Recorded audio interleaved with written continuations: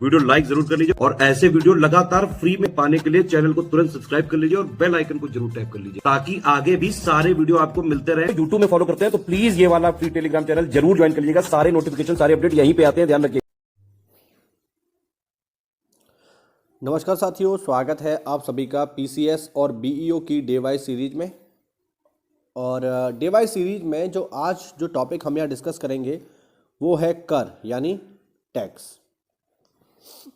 तो आज हम टैक्स से संबंधित बातों को जानेंगे, समझेंगे, देखेंगे क्या है ये और टैक्स कितने तरीके का होता है, किस तरीके से लगाया जाता है। इसी में हम लोग जो है जीएसटी को भी इंक्लूड कर लेंगे, जीएसटी, वैट, इनको भी अच्छे से पढ़ लेंगे और इनसे आने वाले सवालों को अच्छे से देख लेंगे। ठीक है, चलिए देखते हैं। तो अगर हम कर की बात करें तो कर होता क्या है, देखो जरा। कर एक इस प्रकार की राशि होती है जो सरकार अपने नागरिकों पर लगाती है और इस राशि को नागरिकों पर इसलिए लगाया जा सकता है या इसीलिए लगाया जाता है जिससे जो नागरिक आवश्यकताएं हैं, जो देश की आवश्यकताएं हैं, उनको पूरा किया जा सके या जो नागरिक सुविधाएं हैं उनको दिया जा सके। तो नागरिकों को सुविधाएं देने के लिए सरकार क्या करती है, नागरिकों से ही एक न्यूनतम धनराशि लेती है। इसी न्यूनतम धनराशि को हम कहते हैं कर। ठीक है, कर जो है अनिवार्य होता है और आपको देना ही पड़ता है। इसमें इस तरीके की कोई शर्त नहीं होती कि नहीं आप मन हो तो दीजिए वरना नहीं दीजिए, नहीं, ऐसा नहीं है। कर जो होते हैं सदैव अनिवार्य होते हैं।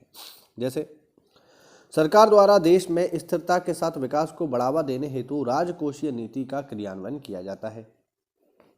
राजकोषीय नीति का क्रियान्वयन बजटीय घोषणाओं के माध्यम से किया जाता है। राजकोषीय नीति के 4 उपकरण हैं: कर, सार्वजनिक व्यय, ऋण और नई मुद्रा का निर्गमन। ठीक है, तो यहीं से आपसे एक क्वेश्चन तो यहीं से बन जाएगा कि राजकोषीय नीति के कितने उपकरण हैं? 4। टैक्स होता है उनमें से एक, सार्वजनिक व्यय होता है, ऋण होता है और नई मुद्रा का निर्गमन होता है। सरकारों द्वारा कर इसलिए लगाया जाता है कि वह खर्च से संबंधित अपने दायित्वों की पूर्ति कर सके। भाई सरकार के पास पैसा कहाँ से आएगा, ये भी तो है। सरकार को पैसा कहाँ से मिल रहा है? सरकार को पैसा आप और मेरे जैसे लोगों से मिल रहा है जो टैक्स पे करते हैं। हम लोग टैक्स पेयर हैं। सरकार को दिए जाने वाला एक अनिवार्य भुगतान होता है कर, यानी कर मैंने अभी जस्ट ऊपर आपको बताया कि अनिवार्य है, आपको देना ही पड़ेगा, जिसके बदले में सरकार किसी प्रकार की प्रतिपूर्ति का वादा नहीं करती है। देखो एक चीज यहाँ पर समझ लो, दो शब्द आपको समझाता हूँ। पहला होता है कर और दूसरा होता है शुल्क। कर को कहते हैं हम लोग टैक्स और शुल्क को कहते हैं फीस। हो सकता है इन दोनों का मतलब आप पहले से भी जानते हो, लेकिन मैं फिर से आपको बता देता हूँ ताकि कोई दिक्कत ना रहे आपको समझने में। देखो कर जो होता है ये अनिवार्य होता है और आपको देना ही पड़ेगा। ठीक है, कर में आप ऐसा नहीं सोच सकते कि मन है तो दिया वरना नहीं दिया, नहीं। कर आपको देना ही होता है, अनिवार्य रूप से दिए जाने वाली चीज़ है ये। और जब आप कर पे करते हो, जब आप टैक्स पे करते हो, तो बदले में आपको सरकार कुछ देती भी नहीं है। ऐसा नहीं है कि आपने टैक्स दिया है तो सरकार आपको बदले में मिठाई का डिब्बा देगी, ऐसा कुछ नहीं है। लेकिन शुल्क जो होता है, शुल्क तब दिया जाता है जब सरकार आपको कोई सुविधा देती है, उसके बदले में आपसे शुल्क लेगी। जैसे मान लो अगर आप ट्रेन में बैठना चाहते हो, आप ट्रेन से दिल्ली जाना चाहते हो, तो ट्रेन से दिल्ली जाओगे तो आपको फी देनी पड़ेगी ट्रेन की। ठीक है, क्योंकि आप उसकी सुविधा का लाभ लोगे ना। अगर आपको वो सुविधा नहीं चाहिए तो आप अपने घर से पैदल चले जाओ दिल्ली, कोई रोकेगा थोड़ी, आप बड़े आराम से पैदल चले जाइए, कोई नहीं रोकेगा आपको। लेकिन अगर आपको सुविधा चाहिए, आपको रेल के डिब्बे में बैठना है, गुदगुदी सीट पर बैठना है, एसी का मजा लेना है, चाय कॉफ़ी का मजा लेना है चलती ट्रेन में, तो फिर आपको टिकट लेना पड़ेगा, फीस उसकी पे करनी पड़ेगी। ठीक है, तो ये आप लोग ध्यान रखना, शुल्क और टैक्स में ये अंतर है। ठीक है, फीस और टैक्स में ये अंतर होता है। फीस आप तब पे करते हो जब आप किसी सुविधा का लाभ लेते हो, टैक्स आप तब पे करते हो जब आपको कोई सुविधा नहीं भी मिल रही हो, फिर भी आपको अपने नागरिक होने के नाते सरकार को एक न्यूनतम धनराशि प्रदान करनी पड़ती है, उसी को हम कहते हैं टैक्स। और टैक्स पे करने के बदले में सरकार आपको कुछ भी नहीं देती है, ये बात ध्यान रखना। ठीक है, हाँ। और देखो अब जो टैक्स होता है इसके दो टाइप होते हैं। टैक्स जो होता है 2 तरीके का होता है। पहला होता है डायरेक्ट टैक्स यानी प्रत्यक्ष कर। वैसा कर जिसमें करापात और कराघात दोनों ही एक ही बिंदु पर हो, उसे प्रत्यक्ष कर कहा जाता है। प्रत्यक्ष कर एक ऐसा कर है जो एक व्यक्ति या संगठन द्वारा प्रत्यक्ष तौर पर संस्था को दिया है। देखो डायरेक्ट टैक्स का मतलब है जो सीधे सीधे आप अपनी जेब से निकाल के सरकार को पे करोगे, वो डायरेक्ट टैक्स है। ठीक है, उदाहरण के लिए एक व्यक्तिगत करदाता, ठीक है, आयकर, अब जैसे इनकम टैक्स लगता है, इनकम टैक्स की अगर मैं बात करूं तो जिन लोगों की सालाना आय जो है 5 लाख, या अब सरकार इसको खैर घटाती बढ़ाती रहती है, 5-6 लाख से ज़्यादा है, 5-5.5 लाख से ज़्यादा है, मान लो कोई आदमी महीने पे जो है 1 लाख रुपया कमा रहा है तो सालाना आय उसकी 12 लाख हो गई, तो ऐसे में फिर उसको इनकम टैक्स देना पड़ेगा। और इनकम टैक्स जो है वो सीधे सीधे खुद जमा करेगा डायरेक्टली जा करके, ठीक है। तो वो क्या हो गया, वो हो गया डायरेक्ट टैक्स। संपत्ति कर, आपके पास जो संपत्ति उस पर आपको टैक्स देना पड़ेगा, ठीक है। विभिन्न उद्देश्यों के लिए सरकार को प्रत्यक्ष कर का भुगतान लोग करते हैं। अगर हम देखें कि प्रत्यक्ष कर के एग्जाम्पल क्या है, तो देखो कंपनी कर है, आयकर है, ब्याज कर है, व्यय कर है, संपत्ति कर है, ये लोग डायरेक्टली पे करते हैं, डायरेक्टली ऑफिस में जाकर के सरकार को खुद दे करके आते हैं। इसे कहा जाता है डायरेक्ट टैक्स। दूसरे होते हैं साथियों इनडायरेक्ट टैक्स। इनडायरेक्ट टैक्स क्या है समझो जरा। ऐसे कर जिनमें करापात और कराघात दो अलग अलग बिंदुओं पर होता है, उन्हें अप्रत्यक्ष कर कहते हैं। अप्रत्यक्ष कर ऐसा कर है जिसे वस्तुओं तथा सेवाओं पर उस ग्राहक तक पहुंचने से पहले अधिरोपित किया जाता है, ठीक है। इनडायरेक्ट टैक्स मतलब ये है कि इसे आप डायरेक्ट नहीं दे रहे हो, ठीक है। जैसे मान लीजिए आपने कोई फ़ोन खरीदा, ठीक, या मान लीजिए फ़ोन छोड़ दो, मान लो आप किसी अच्छे रेस्टोरेंट में खाना खाने गए, आप किसी अच्छे रेस्टोरेंट में खाना खाने गए। अब अच्छे रेस्टोरेंट में खाना खाया, मान लीजिए खाने का बिल आया 500 रुपये। तो आप जब वो 500 रुपये पे करोगे ना, तो उस बिल को आप ध्यान से देखिएगा कभी, उस बिल पर 2 टैक्स ऑलरेडी इंक्लूड होके आए होंगे, ठीक है। जैसे क्या, जैसे उस पर लिखा होगा कि CGST 2.5%, ठीक है, और नीचे लिखा होगा SGST 2.5%। यानी ये जो 500 रुपये का बिल आया है ना, इसमें 5% इसका 5% ऑलरेडी टैक्स के रूप में आपसे लिया जा चुका है। यानी ये 500 रुपये में ऑलरेडी टैक्स जमा है, ठीक है। 500 रुपये का 5%, यानी इस 500 रुपये में 5% टैक्स ऑलरेडी जमा है, जो 2.5% जाएगा राज्य सरकार को और 2.5% जाएगा केंद्र सरकार को। बात समझ रहे हैं। आपको पे करना है पूरा 500। अब आप होटल में जाकर के ये नहीं कह सकते कि अरे ये 500 जो है रुपये में से 5% कम करो, मैं तो खुद दे के आऊँगा सरकार को, आप क्यों दे रहे हो। नहीं, ऐसा नहीं है। अगर आप कोई भी फ़ोन खरीदते हो, जूता खरीदते हो, कोई भी लग्जरियस आइटम लेते हो, इंटरनेट आप अपने घर लगवाओगे या अच्छे होटल पर खाना खाओगे, तो फिर ऐसे में सरकार जो आप पे करोगे उस पर ही टैक्स ऑलरेडी लगा देगी। तो आप जो पे करोगे वो डायरेक्टली सरकार को नहीं करोगे। अब ये 500 रुपये मैं पे करूँगा किसको, मैं पे करूँगा होटल को, और होटल जो है इस बिल को पे करेगा किसको, सरकार को। तो हम पे हम ही कर रहे हैं, बट डायरेक्ट नहीं कर रहे हैं, इनडायरेक्ट कर रहे हैं, ठीक है। इनकम टैक्स हम डायरेक्ट सरकार को दे रहे हैं, सीधे सीधे ऑफिस में जाकर के पे कर रहे हैं। बट ये जो टैक्स है साथियों, इसे हम डायरेक्ट सरकार को नहीं दे रहे हैं। हम इस टैक्स को दे रहे हैं किसको, हम इस टैक्स को दे रहे हैं होटल को, ठीक है। अब होटल मालिक इस टैक्स को देगा गवर्नमेंट को। तो इनडायरेक्ट हो गया, नहीं हो गया, देना हमें ही है बट इनडायरेक्ट वे में, ठीक है। इसी को कहते हैं अप्रत्यक्ष कर, ठीक। एग्जाम्पल अगर हम देखें तो सीमा शुल्क है, सेवा कर है, बिक्री कर है, राज्य उत्पाद शुल्क है, स्टाम्प और पंजीकरण शुल्क है, भुगतान कर है, ये सब है, ठीक है। अब इनमें से देखो ज़्यादातर तो खत्म कर दिए गए हैं। अब इनडायरेक्ट टैक्स में मोस्टली चलता है GST, ठीक है। ये जो आप अलग अलग देख रहे हो इन सबको खत्म करके GST कर दिया गया है, उसी एक से ही काम हो जाता है। अब बार बार जो इनमें शब्द आ रहे हैं उनको देखते हैं। जैसे अभी ऊपर 2 बार शब्द आया करापात और कराघात, इनको भी देख लो, ये क्या होते हैं देखो जरा। करापात होता है इंसिडेंस ऑफ टैक्स, वह बिंदु जहां पर कर लगता हुआ दिखता है उसे करापात कहते हैं। जहां पर हमें दिखाई दे रहा है कि इस स्थान पर टैक्स लगा है। उदाहरण के लिए अगर आज किसी वस्तु पर वैट में वृद्धि की जाती है तो इसका करापात दुकानदारों पर होता है, अर्थात करापात का बिंदु व्यापारी है। मान लो कोई वस्तु किसी दुकानदार को 5 रुपये में पड़ रही है, वो उसको 6 रुपये में बेच रहा है, 1 रुपया लाभ कमा रहा है। फिर मान लीजिए सरकार ने उस पर वैट बढ़ा दिया, अब वो वस्तु हो गई 7 रुपये की। तो जब दुकानदार को ही 7 रुपये की पड़ी है तो वो 6 रुपये में थोड़ी बेच देगा, फिर वो उसे 9 रुपये में बेचेगा, सीधी बात है, उसे लाभ चाहिए। तो यहाँ पर जो करापात हो रहा है, जो इंसिडेंस ऑफ टैक्स है, वो सीधे सीधे व्यापारी पर है। सरकार जो है जो टैक्स बढ़ा रही है वो सीधे सीधे ग्राहकों के लिए नहीं बना रही है, वो बढ़ा रही है पहले दुकानदार के लिए, फिर दुकानदार उसको बढ़ा करके व्यापारियों से लेंगे। तो ये है मतलब दुकानदार जो है लोगों से लेंगे, व्यापारियों से नहीं। ये है करापात, ठीक है। दूसरा है कराघात। ये क्या होता है देखो भाई, कराघात क्या है, इम्पैक्ट ऑफ टैक्स। किसी कर के लगाए जाने के उपरांत इसका भुगतान वास्तव में जिसके द्वारा किया जाता है उस बिंदु पर कराघात हुआ माना जाता है। जैसे कि मैंने आपको एग्जांपल दिया कि मान लो 5 रुपये की कोई चीज़ है, किसी व्यापारी को 5 रुपये की मिल रही है, व्यापारी 6 रुपये की बेच रहा है, ठीक। तो ये 1 रुपया लाभ कमा रहा है। फिर वो चीज़ हो गई 7 रुपये की और व्यापारी उसे बेच रहा है 9 रुपये में।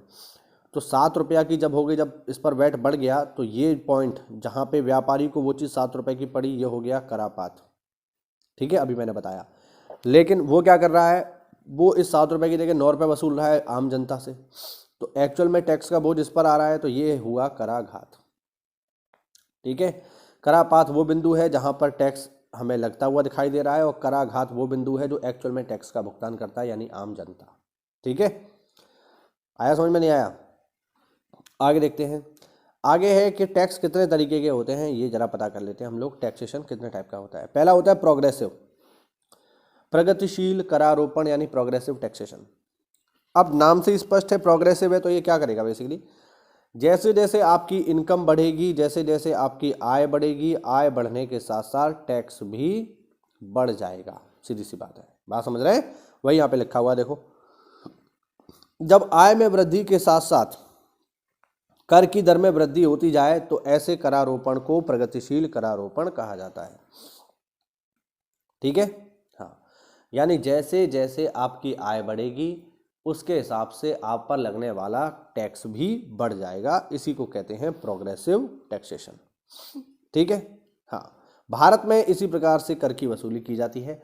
इसका देखो सिंपल सा कॉन्सेप्ट ये है कि भैया जिसके पास जितना ज़्यादा पैसा है वो उतना ज़्यादा टैक्स देगा, और ये सही भी है भाई, ये सही भी है। अगर मैं और अंबानी एक जैसा टैक्स दे रहे हैं तो मुझ में अंबानी में क्या अंतर रहेगा भाई? एक बार बताओ, मान लो मैं भी महीने पर 10,000 टैक्स दे रहा हूँ, अंबानी भी दे रहे हैं, यार तो ये तो भेदभाव हो गया, मेरे साथ भेदभाव हो गया। चलो अंबानी की तो मौज है, वो तो ठीक है, बढ़िया है, मौज ही मौज है हमारी तो, लेकिन मेरे साथ भेदभाव हो गया क्योंकि मैं अंबानी की तुलना में ना के बराबर पैसा कमा रहा हूँ और अंबानी मेरी तुलना में हजारों लाखों करोड़ों गुना रुपया ज़्यादा कमा रहे हैं। बात समझ रहे हैं ना? तो फिर हम दोनों बराबर नहीं है। तो अगर अंबानी मुझसे ज़्यादा रुपया कमा रहे हैं तो फिर टैक्स के रूप में पैसे देने की जिम्मेदारी उनकी ज़्यादा है। बात समझ पा रहे हो? यही चीज़ है यहाँ पे। दूसरा है प्रतिगामी कर, रिग्रेसिव। ये क्या होता है? यह विधि प्रगामी कराधान के ठीक विपरीत है, यानी प्रोग्रेसिव से जस्ट उल्टा है। प्रोग्रेसिव में क्या हो रहा था कि एज मतलब प्रोग्रेसिव में क्या हो रहा था कि इनकम बढ़ेगी तो टैक्स बढ़ेगा। इसमें क्या होगा कि इसमें इनकम बढ़ती जाएगी और उसके हिसाब से टैक्स में कमी करती जाएगी। ठीक है, यानी जैसे जैसे आपकी आय बढ़ेगी वैसे वैसे आपके ऊपर लगने वाला कर कम होता जाएगा। मुझे लगता है इस तरीके का टैक्स भी कोई देश लगाता होगा कि जिनकी आय ज़्यादा है वो कम टैक्स दे रहे हैं, जिनकी आय कम है वो ज़्यादा टैक्स दे रहे हैं, या तो गरीब आदमी तो मर ही जाएगा बेचारा। फिर है समानुपाती करारोपण। ठीक है, प्रोपोर्शनल टैक्सेशन। इस विधि में कर की दर समान होती है, आय चाहे जितनी भी बढ़ जाए परंतु कर की दर में कोई परिवर्तन नहीं होता। ठीक है, हाँ, बात समझ रहे हैं? यानी आय जितनी बढ़ेगी टैक्स उतना ही रहेगा। मान लो आप 100 रुपये कमा रहे हो और 100 रुपये पर लग रहा है 10% टैक्स, तो आपको कितना देना है? 10 रुपये देना है। मान लो आप 1000 कमाने लगे तो भी टैक्स जो है 10% ही लगेगा।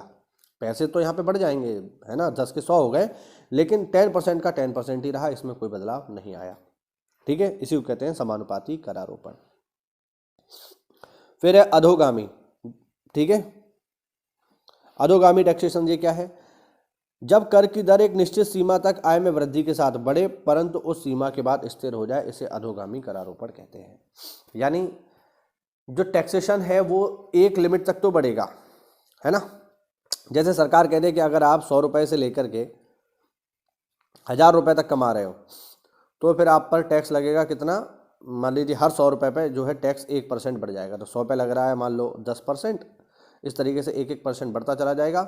ठीक है, और 1-1% बढ़ते बढ़ते जैसे ही आप 200 पे आओगे तो ये हो जाएगा 11%, आप 300 पे आओगे तो ये हो गया 13%, इस तरीके से बढ़ता जाएगा। लेकिन कहाँ तक बढ़ेगा? 1000 तक बढ़ेगा। फिर आप 1000 पे पहुँच जाओगे तो ये हो जाएगा 20%। 20% जब 1000 पे हो गया फिर आप चाहे 2000 कमाओ तो भी 20% दोगे, 10,000 कमाओ तो भी 20% दोगे, 1 लाख कमाओगे तो भी 20% दोगे, फिर ये बढ़ेगा नहीं। यानी एक निश्चित सीमा तक बढ़ेगा, उसके बाद स्थिर हो जाएगा, फिर नहीं बढ़ेगा। इसी को कहते हैं अधोगामी करारोपण। ठीक है, आगे बात करते हैं वैट की। वैट क्या है? Value added tax. देखिए इंपॉर्टेंट है। जिस कर की वसूली मूल्यवर्धन के प्रत्येक चरण द्वारा की जाती है उसे मूल्यवर्धित कर कहते हैं। इसके नाम से ये स्पष्ट हो जाता है कि ये वैल्यू एडिशन पर लगाया गया कर है। भारत में वैट आज एक कर का नाम है जिसे राज्यों द्वारा लगाया जाता है। ध्यान रखना, आज भी राज्य में बहुत सारी चीज़ें ऐसी हैं जिन पर जीएसटी लागू नहीं है। ध्यान रखना, बहुत सारी चीज़ें उन पर वैट ही लागू है। मैं आपको आगे बताऊंगा किस किस पर लागू है। 1 अप्रैल 2005 में कुल 20 राज्य केंद्र शासित प्रदेशों ने अपने मौजूदा सेल्स टैक्स को छोड़कर वैट लागू कर दिया। बाकी राज्यों ने 2008-2009 में इसे लागू किया था। वैट एक अप्रत्यक्ष कर है, इस पॉइंट को आपको याद रखना है। वैट क्या है? एक इनडायरेक्ट टैक्स है। इसे 1986 में भारत में पेश किया गया था। इसे मोड वैट भी कहा जाता है, मतलब मोड वैट का मतलब है modified value added tax. VAT Andaman Nicobar द्वीप समूह और लक्षद्वीप को छोड़कर के पूरे भारत में लागू है, ये भी आपको याद रखना है। मोड वैट ने वस्तुओं पर भुगतान किए गए उत्पाद शुल्क की प्रतिपूर्ति प्राप्त करने की अनुमति दी। निर्माताओं को वस्तुओं पर भुगतान के लिए दिए गए उत्पाद शुल्क की प्रतिपूर्ति प्राप्त करने की अनुमति दी। यह 1994 तक प्रभावी था। प्रारंभ में कच्चे माल और घटकों तक ये सीमित था। बाद में 1994 में पूंजीगत वस्तुओं को शामिल करने के लिए मोड वैट का दायरा बढ़ा दिया गया। अप्रैल 2000 में मोड वैट को सैन वैट यानी सेंट्रल वैल्यू एडेड टैक्स के रूप में चेंज कर दिया गया। इसमें देखो क्या क्या चीज़ याद रखनी है कि बेसिकली है क्या, ये हमने ऊपर देख लिया। कब से लागू है? 2008-9 से लागू है, वैसे 2005 से लागू है। कहाँ लागू नहीं है? तो अंडमान निकोबार लक्षद्वीप में लागू नहीं है। दूसरा कि कौन लगाता है इसको? तो इसको लगाते हैं स्टेट। ये बात आपको स्पेशली ध्यान रखनी है। कौन लगाएगा इसको? इसको स्टेट लगाते हैं।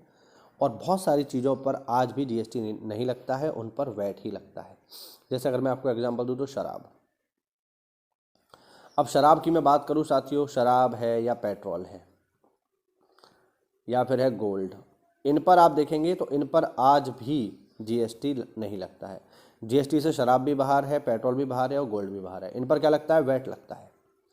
अब वैट लगता है तो अब जैसे शराब है, अब शराब जो है कोई जीवन के लिए बहुत आवश्यक चीज़ तो है नहीं, तो सरकार क्या करती है? इस पर बहुत हैवी वैट लगाती है ना, 40% का, 45% का, 50% का।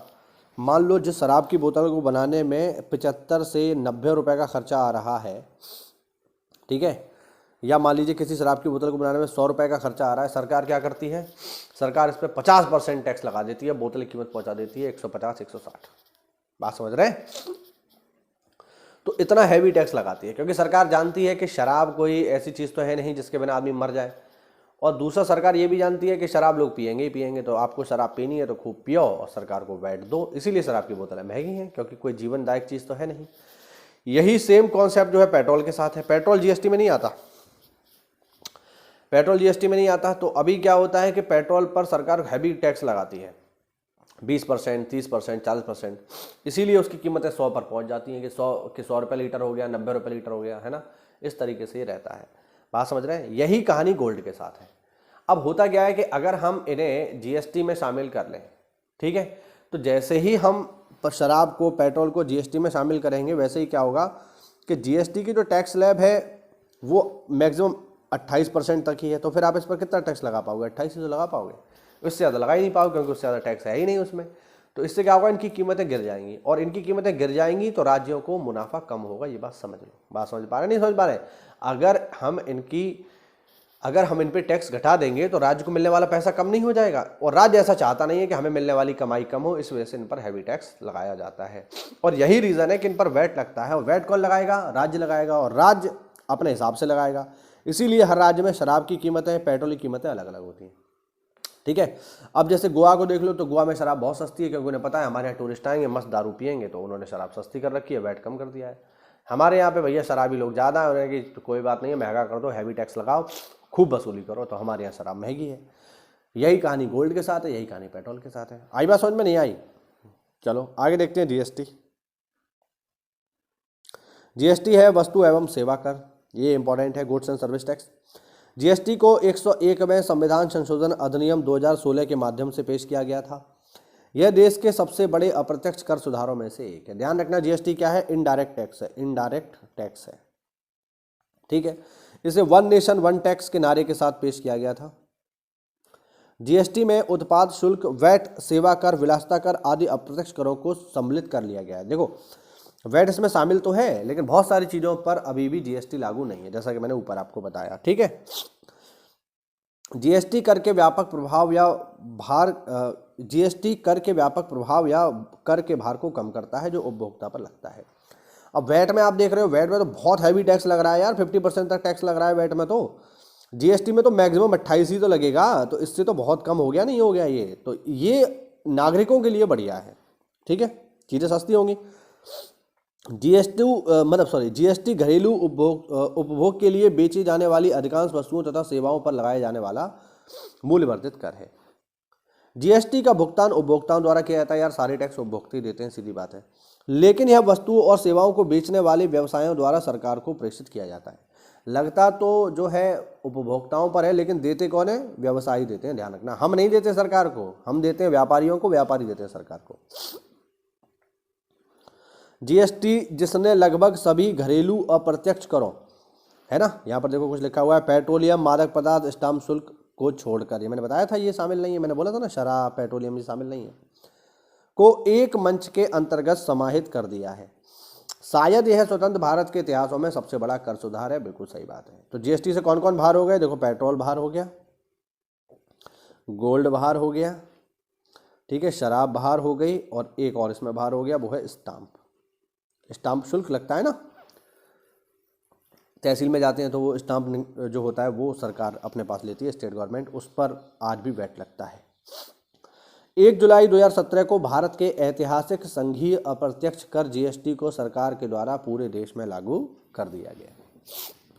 ठीक, आगे देखो,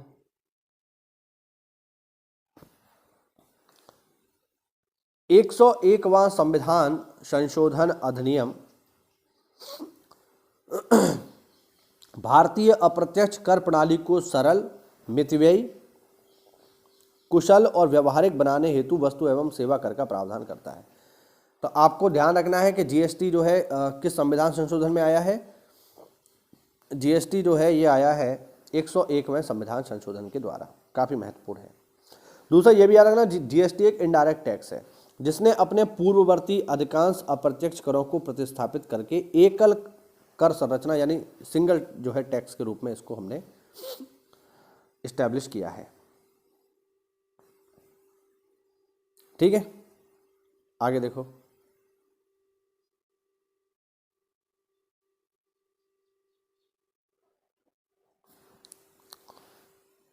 वस्तु की निर्माण या वस्तुओं की बिक्री या सेवाओं के प्रावधान पर पुरानी अवधारणा के विपरीत वस्तुओं या सेवाओं की आपूर्ति पर जीएसटी लागू है।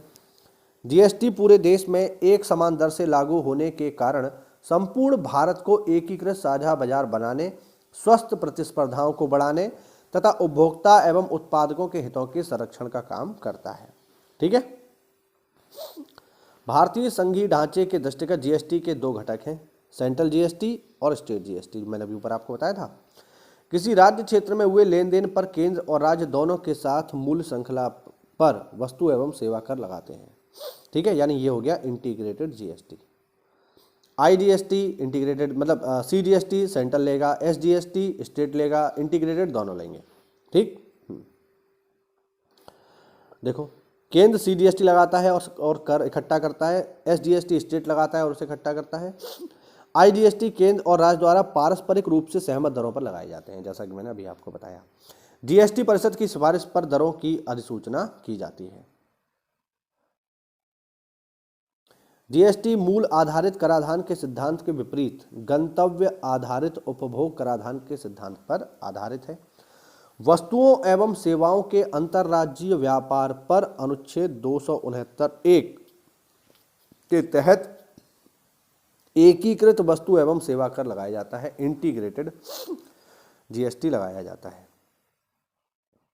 ठीक है, आगे देखिए, तथा केंद्र और राज्य के बीच वितरित कर दिया जाता है।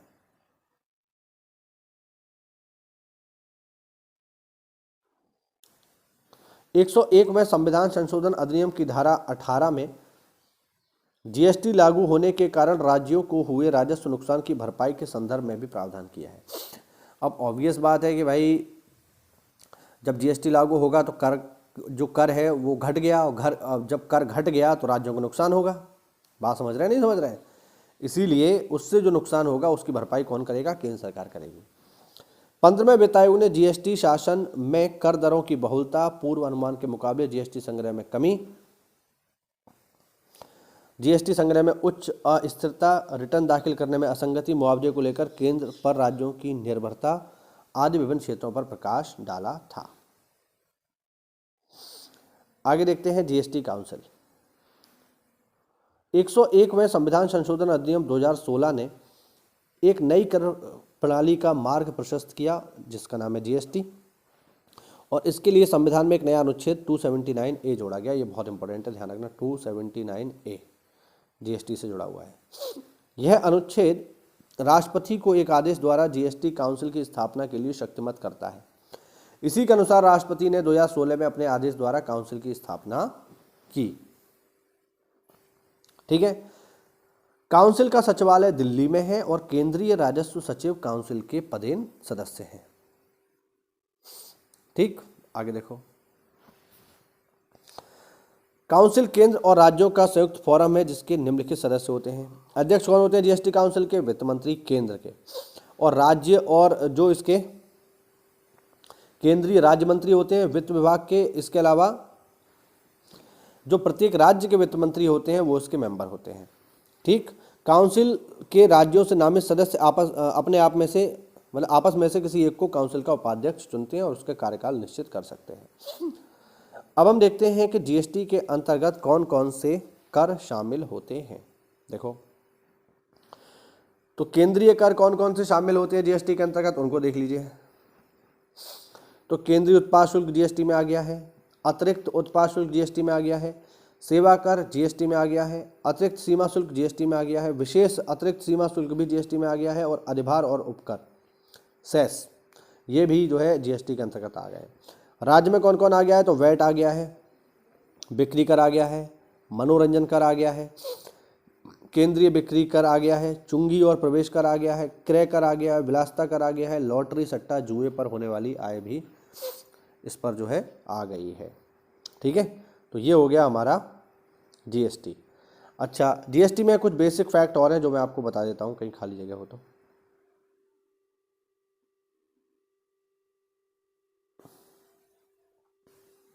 चलिए यहीं बता देता हूँ। जैसे भारत में जीएसटी का जो मॉडल है हमने कहाँ से ग्रहण किया है, ध्यान रखना। तो भारत में जो जीएसटी का मॉडल है ये हमने कनाडा से ग्रहण किया, ध्यान रखना साथियों, कनाडा।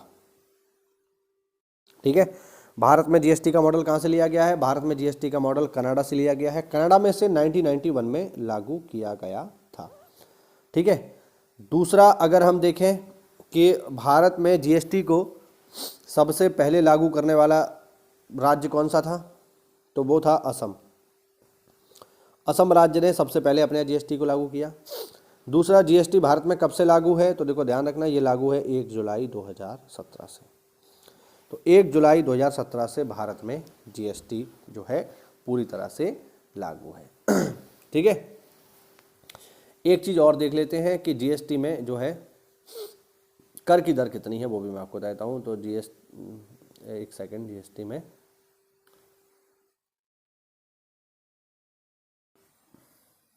जो कर की दर है वो भी मैं आपको बताता हूँ। चलिए,